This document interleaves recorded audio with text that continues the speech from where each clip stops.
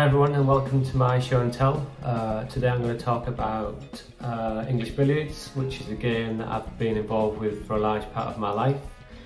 I'm currently ranked as world number 4 across the world, and I'm also involved with the running of the game at a global level. So I'm part of a team of directors, a board of directors for World Billiards, and we are the world governing body for the game, so we run the game across the world. Obviously you guys are used to seeing me sitting here doing some work for Superbet in my office, but out in my garden or my backyard, I guess, I've got a billiard room, so let's go take a look.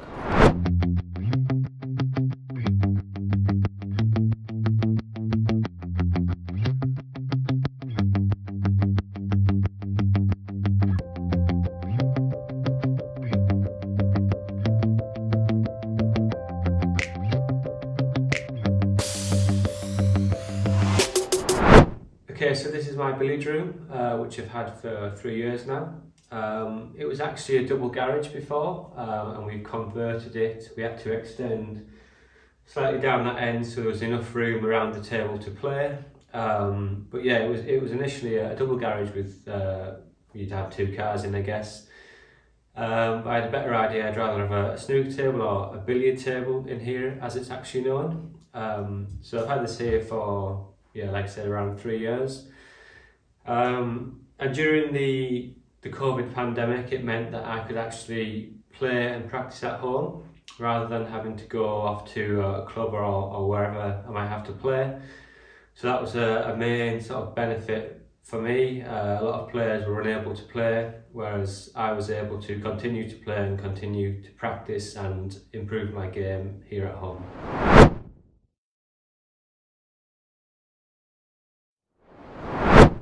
Okay, so what is English Billiards? It's a game that actually came before the likes of snooker, so it's the predecessor to snooker. Back in the olden days, it was a huge game that drew lots of crowds. Players like Walter Lindrum, the guy who's up there on my poster and just along there, probably the greatest player to ever live. You know, huge crowds would gather to see the likes of him play. But it's not to be confused with snooker or pool. And what makes it a bit more confusing is some areas of the world, pool is actually known as billiards. I'm not sure in Croatia or Romania and those places what you guys would call that game, but billiards is played with 3 balls. So these 3 balls here, a yellow, a white and a red. And the red would actually normally live here on what would be the black spot in snooker, but it's called the billiard spot in billiards.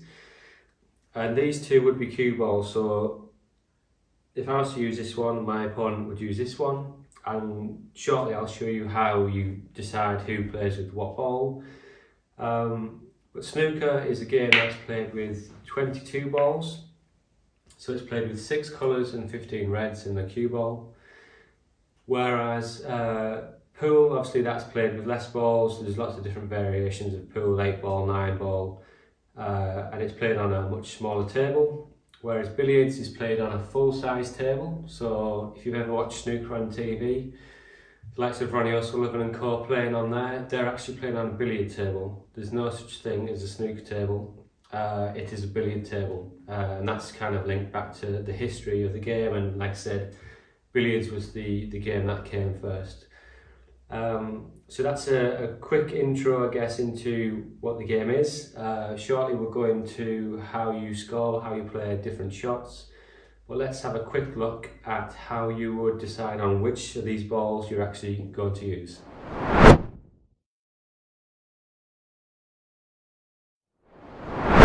Okay, so I've got a little helper for this part of the video.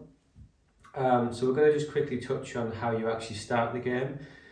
But before we do that, it's just an interesting point to bring up is the 2, I guess, different variations of how you would play. So you would either play for a period of time, so you might play for 60 minutes, 90 minutes, 2 hours or longer, and the winner of the game would be the person that's got the most points once the time runs out. And the other way to play the game would be up to a certain number of points. So let's say you might play to 500 points or more, and the winner would be the person that reaches the 500 points or more first. But to start the game, we start from the string off position. There would be a cue ball on each side of the table on the what is known as the balk line, the white line that goes across the table near the D. And the two players would therefore need to string, so they would play up the table, hit the top cushion, and then they would come back down the table, and the winner of the string would be the player that gets closest to the cushion where they were standing. From there, you would then decide on which ball you would like to use, so you can choose the white ball or you could choose the yellow ball, and from there the game would begin. Here is the break-off position, and the idea would be that the player would try to play a safety shot, leaving the red behind the white line down there and putting your cue ball, as it's known, down here somewhere on this side cushion.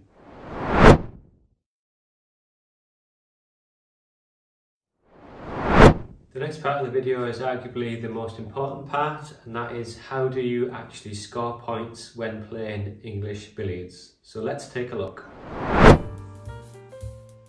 Okay, so scoring off the red ball will get you 3 points, and you can pot the red ball, or you can actually go in off the red ball like we see here.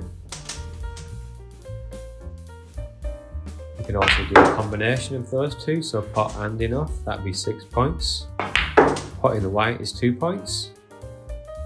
In off the white, again 2 points.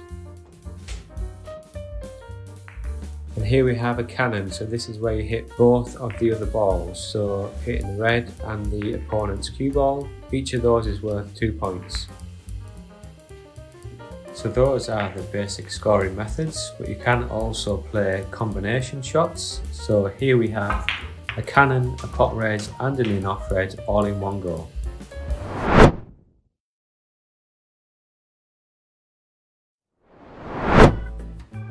Okay, this next part of the video, I'll make a break and I'll talk you through it.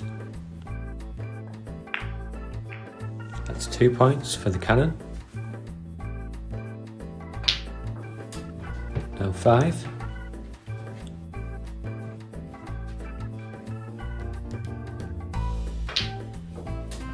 Another 3 for the pot red, so that's 8.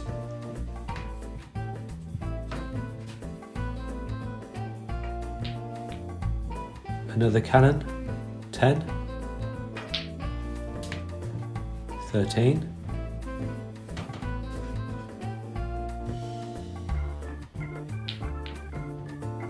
15. Pot the reds for 18.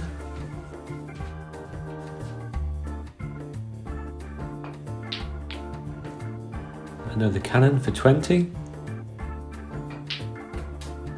23.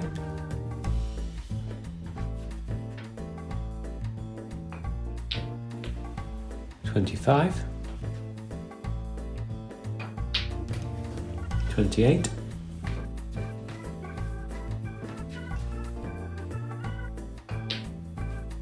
'Pot in the red, that's 31.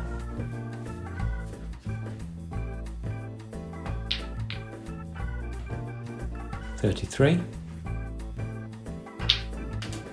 36.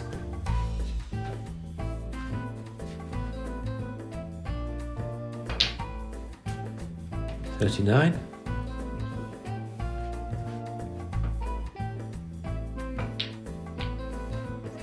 'The cannon makes it 41. 44. Let's leave that there. This could go on forever.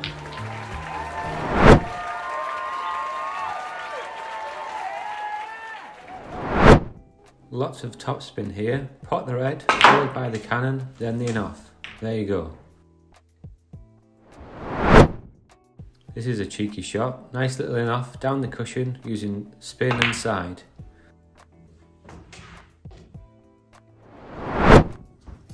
So this is now called a masse shot. I can't play the cannon direct, so I'm going to spin the ball round the red and hit both balls. And the last one, I can't pot the red direct, so I'm going to spin the white all the way around without hitting the yellow, knock the red in. There you go.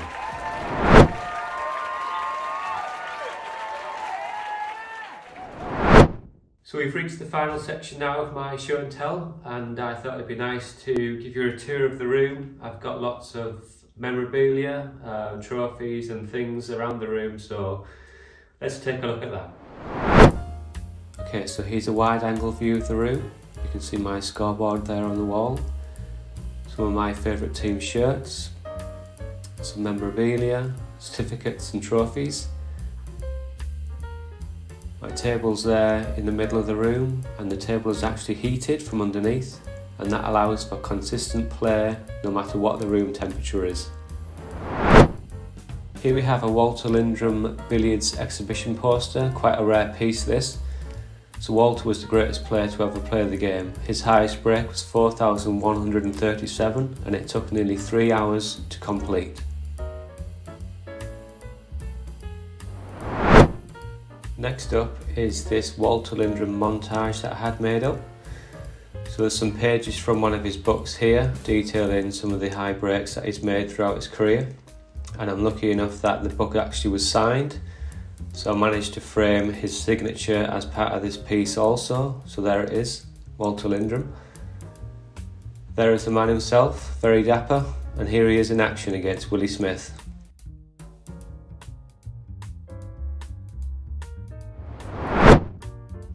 Now here's a collection of some of my cues. I'm a cue collector, so I've got a fair few. Some of these are really old cues and some of them are more modern ones. Generally speaking, in the modern day, the best cues are made in the UK and England, and also a lot of them come from Thailand, so the Bangkok area.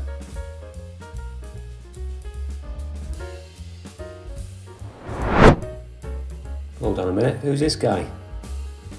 So there's a photo of myself as a nice memento on the wall after I won my first ever world ranking event in Jersey this year. And here's the trophy that I won. So Charlie, my son, calls this the gem. A nice memento and my first ever event that I won. So let's take a look at my scoreboard. So this is a vintage scoreboard made by Allman Sons of Manchester. It has a roller, top and bottom, which makes a nice clicking sound. And then we have the sliders that we can move your score along. And this type of scoreboard is called the life pool scoreboard, because the middle section would be used for what you guys might know as killer pool.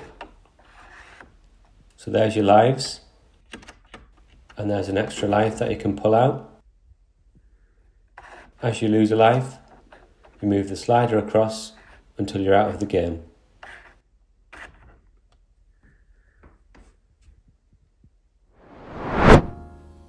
So this is quite a cool little thing. This is called a billiard timer. Obviously a very old piece. Generally matches are played for 60 minutes, so we turn the time around. We set it off going. Hear it ticking away. And then once we get to the end, the bell would sound to cease play.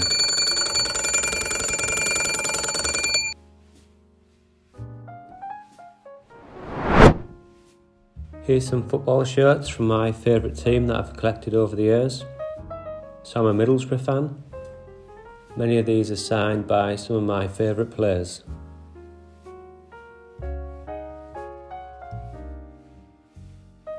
And here's some photos. Emerson, Ravanelli and Juninho.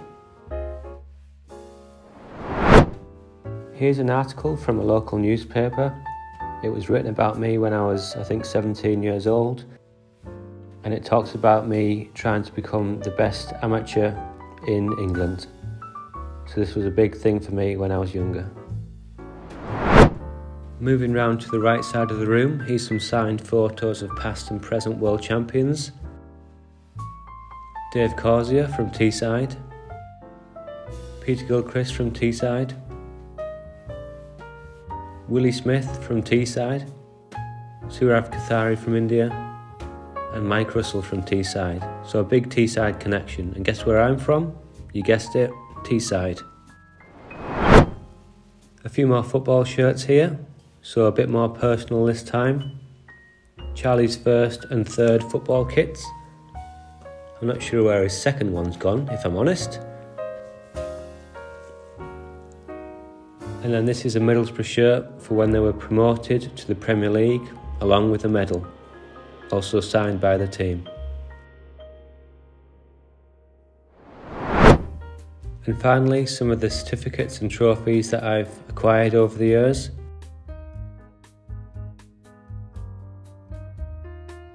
So here's some of the trophies along the top that I've won. Let's take a closer look.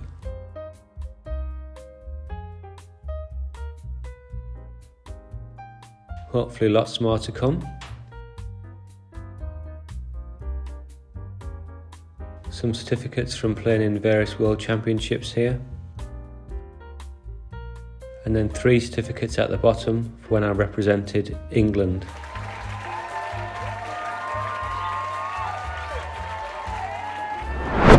Okay, so we've come to the end of my show and tell here, all about English Billiards and my billiard room here in Boston Spa, West Yorkshire, England, in my home here. I hope it wasn't too boring for you all and you managed to stay awake and you've learnt a little bit about this beautiful game of English Billiards. Thanks for watching, take care and all the best.